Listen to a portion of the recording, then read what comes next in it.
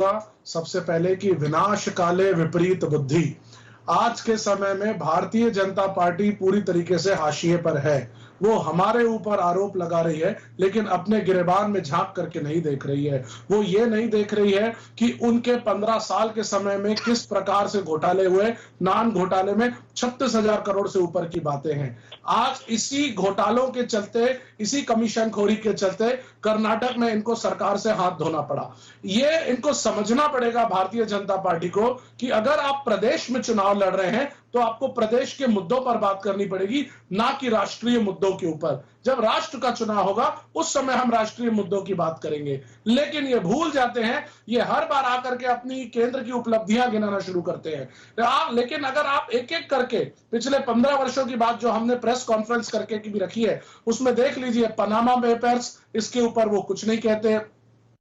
जो नान घोटाला हुआ है उसके ऊपर भारतीय जनता पार्टी चुप है। जो दूसरे चिट फंड घोटाले हुए हैं उसके ऊपर भारतीय जनता पार्टी चुप है।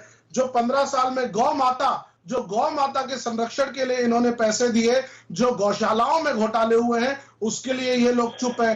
तो इनकी जो इतनी लंबी लिस्ट बनी हुई है, जहां एक तरफ ये कहते थे कि काला धन हम विदेश से लेकर के आएंगे, वहां इन्हीं के नेताओं के नाम पनामा पेपर्स में है, जो पूरे के पूरे एड्रेस इन्हीं के मंत्री, पूर्व मंत्री रहे या उनके बड़े नेता रहे, उनसे मिलते जुलते हैं। तो क्या इसके ऊपर उन्हें पहले सफाई नहीं देनी चाहिए? क्या केंद्र सरकार के पास जो एजेंसियां हैं, ईडी है, सीबीआई है, आईटी है, क्या ये सिर्फ विपक्षी लोगों के खिलाफ कार्यवाही करेंगी?